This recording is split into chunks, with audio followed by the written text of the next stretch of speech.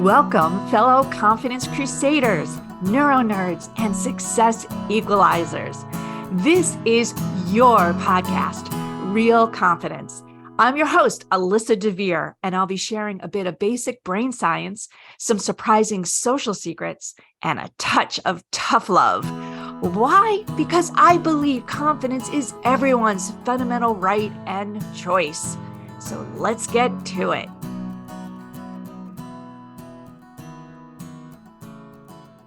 How many times have people, probably including me, told you to trust your gut and just make a reactive decision? Swipe left, swipe right. Well, I'm going to argue that that's not always so smart. We make quick decisions about a lot of things, and sometimes we have to, right? The amount of information coming at us or the situation calls for it. Maybe it's a dire emergency and you got to make a quick decision. Okay. But are you making the same reactive, kind of unthoughtful decisions about your career, about other people, maybe even about yourself? And we are really, really conditioned, if you will, to kind of move fast, do everything in multiplicity, this fallacy that we now know in terms of being able to juggle multiple things at the same time. So in some cases, we may not even be aware that we're making those quick, assumptive decisions. I'm going to give you an example of something that happened recently to me because I'm so glad that I was not allowed to continue to make that decision. And here's what I mean. I went on this wonderful vacation with my husband, Jeff, and there was another couple on this trip. We went on a very small led tour of Portugal. And right from the get-go in the intro meeting was kind of a hoot because my husband is Jeff W. And so was the gentleman from this other couple. And I say this other couple because everybody else there was single, so to speak. So it was interesting that the two couples had Jeff W's. And as the other Jeff W introduced himself, I kept saying to myself, oh man, we have absolutely nothing in common. It seemed that religious and political and all kinds of other things that I assumed based on where he lived, based on the kind of person he seemed to be, I was like, oh, we're not going to get along at all. And then his wife introduced herself, and her background also seemed completely and utterly, I wouldn't say opposed, but just not related to anything that I was into, have done. And I thought to myself, well, there's other people that we can chat with on the off times of the tours and yada, yada. So as the days progressed, we got to know a lot of people, including this couple. And I will say that perhaps because we had to, we were in the same small buses and trains and planes and automobiles, so to speak, as we went around the country, we got to know everybody. And lo and behold, Jeff and Janice, as her name is, became our best buddies. So much so that we're planning to go away next year together. I'm like, what? And here's the thing, not only did we find we had so many things in common, so many interests in common, but we were just so comfortable together. Like we just enjoyed hanging out, doing the same things. Janice was like a shopaholic like I was, and the two Jeffs are at a bizarre low level of music knowledge and appreciation that is impossible to otherwise find. In fact, my Jeff often intimidates everybody else, and yet the other Jeff not only kept up with him, but has been challenging him. And so despite my initial assumptions, but despite my biases, and shame on me for having all that, I was lucky enough to get to know these people and realize, man, I really enjoy them. And as different as they are, that actually made things perhaps more comfortable for me. There was no contention. We didn't have to talk about things like work on vacation. It was great. Now, with that said, I think there's a place in everyone's life, and you can learn from everyone else if you give them a chance, but life is short. And so, we have to prioritize who we hang out with and for what purpose, of course. But what a pleasant, wonderful thing, a gift as part of that trip to come away with two wonderful people that are added to our catalog of what I would call wonderful friends. But, I also work in the diversity space. And in and I say the diversity space, I support employee resource groups which do support diversity. So I don't I don't consider myself a diversity expert. And I know that in the diversity space, there's a lot of courses on things like unconscious bias that work really hard to pull down those walls of assumption, to make us not so rush to judgment. So I'm going to say something that's going to be a little bit contentious, is that most of those courses are helping you identify certain people or situations that you would make those assumptions. And so they're great for those reasons, but they wouldn't have worked with Janet and Jeff, because there was a whole different set of thoughts and reactions I had that certainly wouldn't be covered in a typical class. So my question is, can we identify in ourselves times where we're making assumptions, when we're making judgments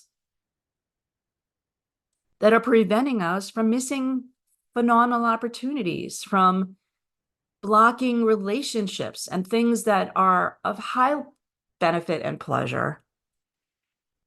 My son, Ben, you've probably heard about Ben in other podcasts, the chef. He gets so mad, and rightly so, at everyone, but particularly me, when there's something that he makes and he cooks or he brews that I don't want to taste because I don't like that kind of thing. When somebody says, oh, that doesn't look good to me, makes some kind of a dish. Or I tried something like that once and I didn't like it. I hated it. It makes him insane. And I agree with him, because we're using that data from the past that may or may not even be accurate. What I mean by it, maybe it was a bad version of something that somebody had, or just not a well-prepared version. And yet we're using that as the basis to make our decision for something that could be really yummy. So instead of tasting something that we may really like, we just say, no, I'm assuming that I'm not going to like it.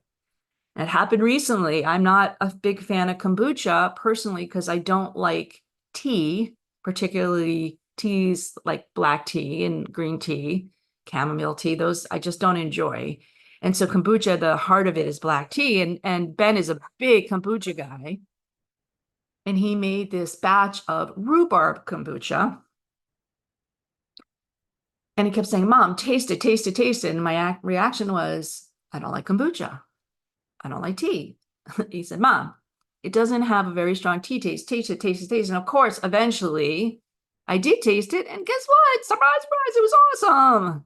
Now, that doesn't mean I'm going to like every kombucha, but at the same time, I owed it to Ben. I owed it to myself to give it a try. What was I going to pass out dead from trying something like that? No. And a small taste convinced me that my assumptions were crap. We're bad. We're damaging.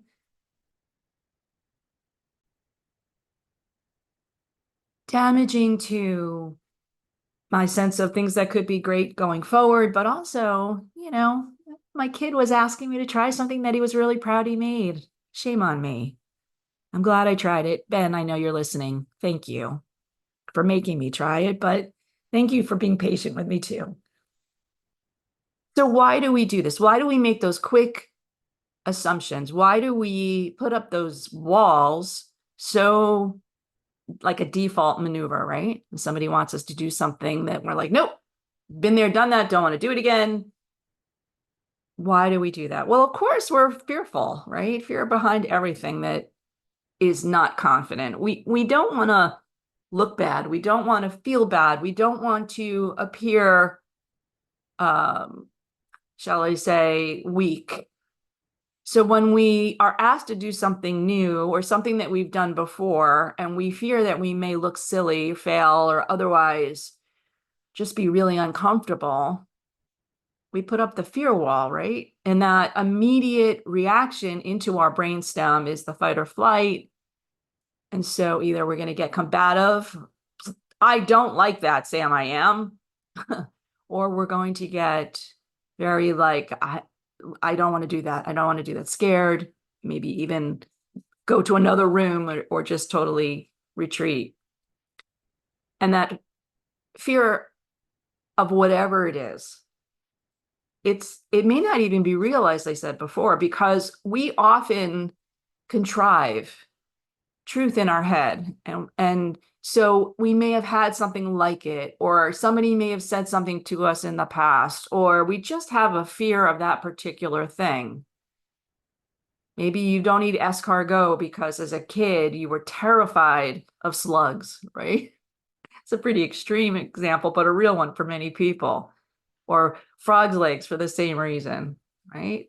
And yet they're a delicacy. They're delicious by a lot of people's standards. But in our heads, we've told ourselves that those are slugs, or those are those slimy frogs that we were terrified as a kid. How could we possibly put them in our mouths, even if they were dead and cooked?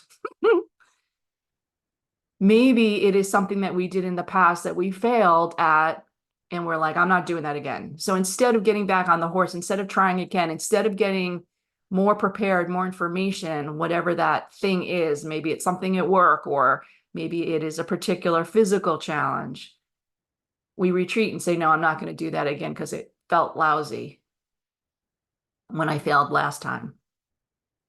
So we tell ourselves these truths in our heads that are really not true, but yet they create those fear walls so that we don't overcome that fear or that issue in a way to just take a sip of the kombucha. Maybe you'll like it this time. So what can we do? Well, we're going to take a quick sponsor break. I'm going to come back. I'm going to give you some suggestions for not necessarily recognizing each and every one of those biases, but at the same time, allowing yourself the opportunity to make a better decision if it's something that you want to overcome or simply just not bother with. We'll be right back. Want to level up your confidence, your career, maybe even your coaching? Well, then head over to AmericanConfidenceInstitute.com. E-classes are there, as well as our coaching certification program, and you don't need any coaching experience to do it. However, if you are an experienced coach, you can get ICF and SHRM continuing credit. It's fast and easy.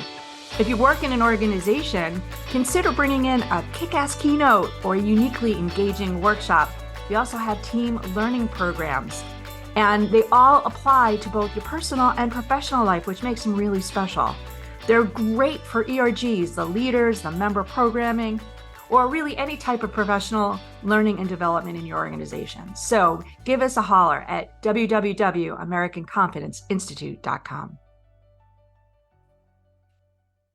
All right, we are going to give some solutions, as always, to ways that we can be less assumptive, less biased for ourselves in things that we may have created a false truth or subsequently just don't give ourselves the benefit of the doubt that we might like doing or tasting or experiencing. A friendship, a food, a challenge at work, a physical challenge, something that otherwise we would be like, no, no, no, no, I'm out. So how do we do this? Well, the first thing is really remember that all these things are very subjective, right? Whether you can do them or will like them, that's a subjective statement. There's no data behind it. And even if there is data, like the past experience you may have had, it's a new set of circumstances, right? I always say life's a laboratory, and subsequently you may have done something one time with certain conditions, whatever it is. You know, in a lab, it may be the certain compounds or elements that you put in that thing that you're doing with the certain barometric pressure and temperature and air quality and yada, yada. And then you do the same experiment the next day and you get different results. Well, that's the same here. Maybe you tried kombucha in the past and it was not a good flavor, or it was very strongly teed, tainted, so to speak. And yet when I tried Ben's, it was a whole different experience. So subjectivity is an important thing to remember.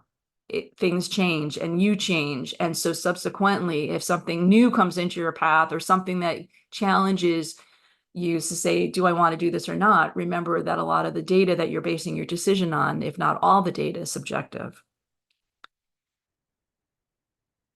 Second thing to do is push yourself then to say why. Why are you making that decision? And that will, again, challenge kind of the data-ness of that, the truth of it. Why don't I want to try it? Or why am I afraid of this thing? And it should reveal some of the falseness of those assumptions. I'm not going to like it because I was scared of frogs as a child. And you go, yeah, but I didn't eat frogs as a child. So maybe frog legs would be actually good. Right? So question why you're saying no, thank you. Question why you are turning away that offer, whatever it is, to do something, and ask yourself why. Why are you not doing it? And if the why is really legit, I really don't want to do that today because I don't feel well today.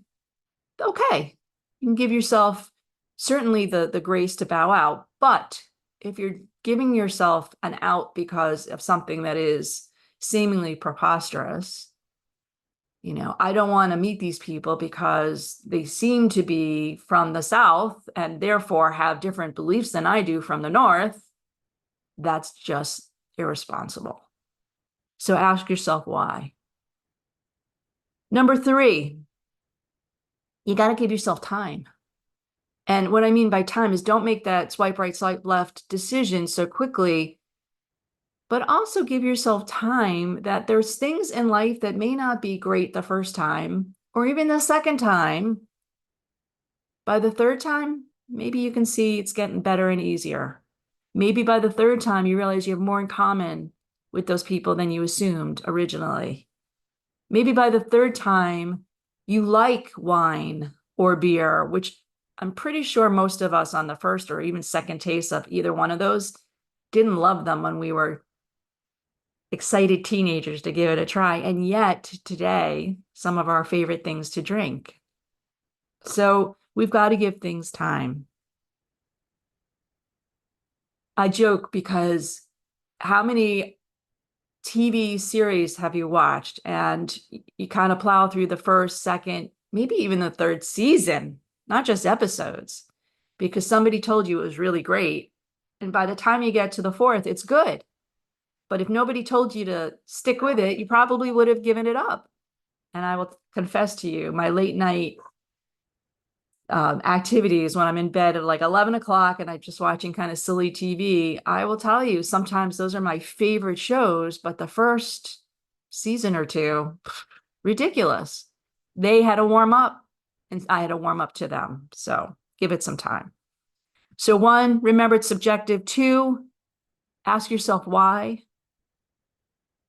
you're saying no. What is really the reason? 3, give yourself a little time to warm up to things. And 4, thank yourself. Thank the person, if there's somebody there that's offering you something, for the opportunity. And whether you take it or not, be grateful that you had that offer, that you had that chance to do something. Whether you decided you were going to do it or not, it's still a gift. So thank the person, like I did before. Thank you, Ben, for encouraging me to try the rhubarb kombucha. It really was delicious. Thank you, Jeff and Janice, for being who you are and allowing me to warm up to you as a Bostonian. We don't do that as easily as somebody from the South. So needless to say, I'm grateful that we are now really good friends, and I look forward to our trip next year.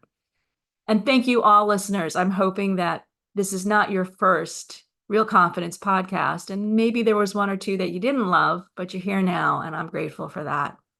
So my friends, assumption-free, bias-free, maybe not possible in the real world, but we can do a little bit better job in our own lives so that we can appreciate, love, have fun with the people, the foods, the things that are presented in our paths without so much rejection.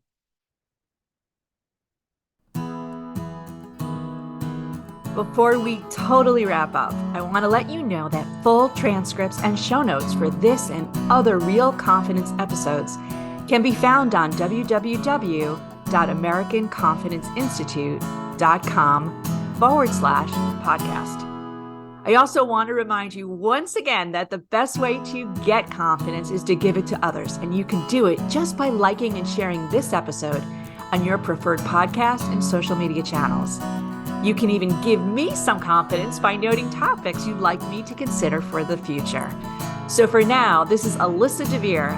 Thank you for helping to bring more confidence to the world. Master editing done by Ben Weinstein with original music performed and composed by Jeff Mitchell. Real Confidence is a production of American Confidence Institute. All rights reserved.